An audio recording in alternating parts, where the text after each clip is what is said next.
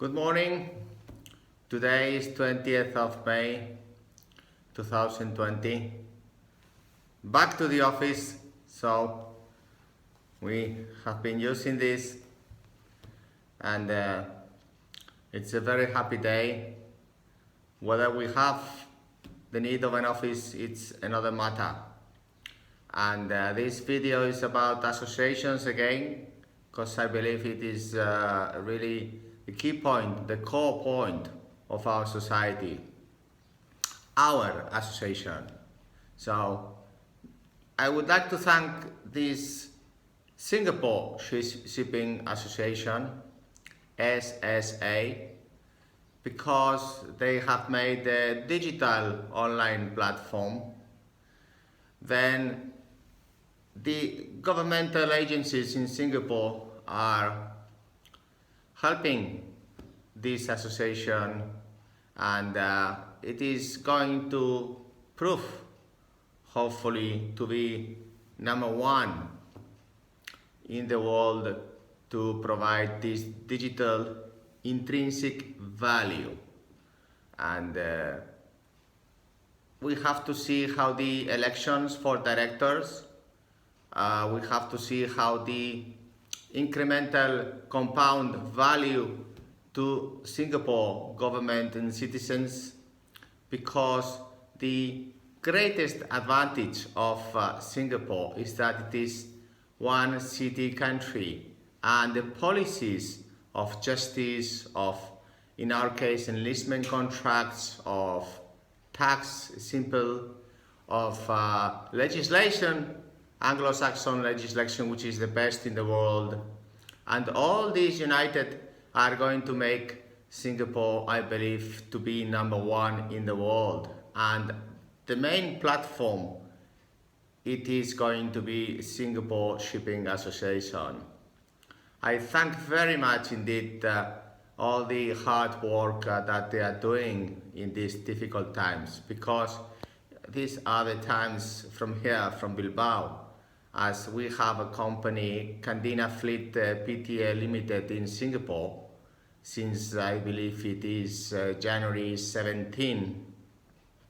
So we would like to say thank you very much indeed to you. And even though you are so far away today, with these digital means, we are so close and united, and we would like to provide some ideas regarding how these could benefit Singapore citizens and Singapore government, and hopefully other countries later will follow their steps. Like, for example, yesterday I mentioned that they are going to make a digital AGM, annual general meeting, so that directors can be posted, and I will make a video later of the 3 times I already posted and the same reasons. So this is the 4th time I will put the same intrinsic compound value to the industry. But perhaps SSA can go a little bit further in this side. We would like to have ITF contracts fees lowered from $330 to, let's say, $2 per month. So that's $24 per year. We believe it's a responsible manner to have more cover of all the world 60,000 ships, of which something like 20% or 30% are covered by ITF. And perhaps I'm saying it would be a good idea.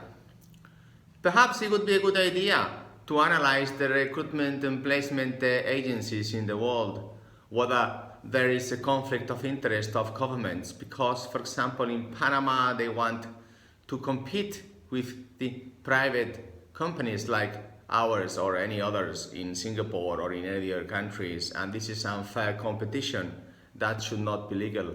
In Honduras also, some cruise companies have started to talk to the government, and the government is trying to make advantage of this. In Spain also, there is the recruitment agencies by municipalities, and this is not legal. I mean, this is a conflict of interest.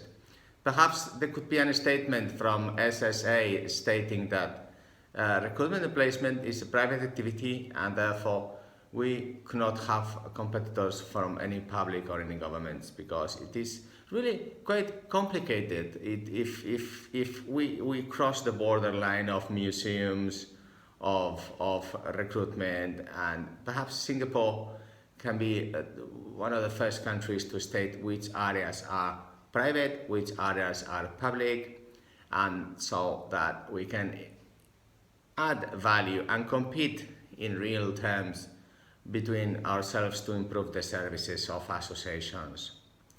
Another area that could be really improved today is that we need today tests for seafarers, COVID tests. Yes, why cannot the captain of a, let's say, 20 crew, whose responsibility is the health of the seafarers, not have, say, 50 tests at $6 each, so that's $3,000. $300, sorry, on board. And whenever there is a minimum stock of, let's say, 20, then he would get replaced, so that if you go to my office, like today is my first day in the office, and the captain is responsible for the health of the people on board, and I am the employer. I am number one responsible person for the health of the seafarers. Then why cannot this captain, prior to having some seafarer join into the ship, have the test, and if the test okay, then you can join. If not, then too bad, go home 14 days and then do another test, and then you can come back. And I'm sure it's going to be no conflict, because we all are a seafaring family, either in Singapore or in Spain or in Panama, wherever. All the ships, irrespective of the flag, then also they have to look after the safety of the seafarers. And as a family that we are, we would not allow someone that does not have the test approved to contaminate our families. And this is something that Singapore Shipping Association, perhaps they can arrange tests at $6 and let's say packs of 50 being sent to ships, and perhaps via Singapore Shipping Association we can guarantee this. And it could be a great step, not just for saying now it's number one in the world, Singapore Shipping Association, looking after all the seafarers that are employed by Singapore rules and regulations and enlistment contracts and ITF agreements or non-ITF agreements, but it is a matter of responsibility. We, private sector, have to look after our people and not be constrained by the public sector. This is one of the little ideas that I wanted to mention. Another one is that I didn't hear about elections for directors and so, but I would like to post, and if possible, do it digitally. Just simply because it could be nice to show the other associations in the world that we can do it. See? Yes, we see. We can do this. And who knows if we can change the directors every year. I think it's a good idea. And then value monthly the indicators that we have, let's say, in the bank transfers. Now it is $19. If these bank transfers could be reduced to $5 from Singaporean banks, perhaps 1.5 million seafarers, out of which employers like ours from Singapore in total could be around, say, 200,000. So let's say 200,000 times $2,000 average wage is quite a lot of money for the financial area of competence of Singapore. And perhaps the banks could also benefit from other services. Like, for example, today they could issue digital bank accounts for seafarers irrespective of the countries they are. And then we could create a conflict because some countries deduct some 20% of wages, countries very close to Singapore or any others. And our point of view as employers is that if we comply with the rules and regulations of Singapore, and so we pay let's say $2,000 wage, and then why should it be deducted by the local government if the seafarer has a bank account in Singapore? Yes, well, it is an issue that it could be studied by the government of Singapore, and I'm just too little to, but perhaps it is a very good idea for the compound value of the financial services in Singapore. Then later it could be for mortgages, it could be for credit cards, could be for any kind of telephone, for Wi-Fi's, for all kinds of different insurance, for example, P&I insurances. It is also very interesting if they are in Singapore Shipping Association that they look after this value of providing additional insurance to seafarers, because if it is 200,000 seafarers, then perhaps the insurance companies in Singapore could benefit out of this and directly sell this to seafarers and digitally can organize these premiums and the value they get the seafarers for all kinds of insurances, for the wife, the kids, the hospital, life insurance, pensions, even retirements. There is a huge intrinsic value to this association, and I believe that it is going to be number one, and not the problem to be transparent in order to say what we could achieve from Singapore, because it has a huge competitive advantage, which is that it is one country, one city, one state, very simple, and so we would hardly have competitors.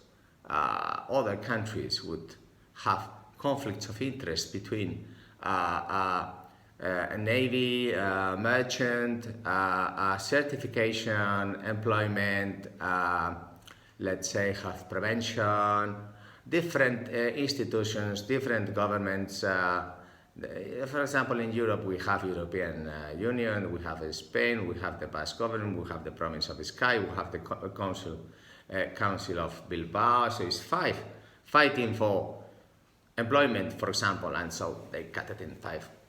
And they cannot compete with us in Singapore because of this reason, for employment, for finance, for insurance, for training, online training.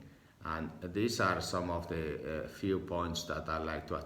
How could I value these points? How could I go into a calculator and, perhaps I need some brains in Singapore to help me, because it's too much for me to calculate this. I could have some hint of figures, but this probably would have to be done from the association. That's why it's so important, the association, because we might have some ideas which could be operational or not, and could add value to Singapore and to the Singapore shipping community and the citizens. But then we need to have some people counting this, measuring this monthly, and informing the members and the government what goals we have done. It is also of transparency that if this is the case, then perhaps Singapore Shipping Association should have some kind of a special agreements to these directors, so that either they can go to Singapore and they can have the family there, have schooling for the period of 1 year, and then rotate this so that it is always increasing the value and the ideas. And if you have any ideas, you can write them here or directly tell them to Singapore Shipping Association. This is just the message to say thank you very much for your proactive situation, the transparency in this coronavirus crisis of the Singapore government has been great. Little things we have to improve, like the test on board, and the great advantage we have is that it is a very small country and we can control all the processes. completely. So anyway, I just like to thank you again for this, and hope that we see each other soon. If not, I'm available for talk in any video conference, and that I hope that for next elections, that this digital intrinsic value is of great advantage to the strategic position of Singapore. And perhaps, even though we are so far away, we might have a little idea that could provide huge help for the maritime community worldwide, and perhaps not, who knows. But what we know is that if it was accounted for monthly, then the different subjects, it would benefit the whole members and the whole country. And so, thank you very much for this time. I wish you all the best, Singapore Shipping Association, and again, this is to say thank you very much for being so proactive. Bye.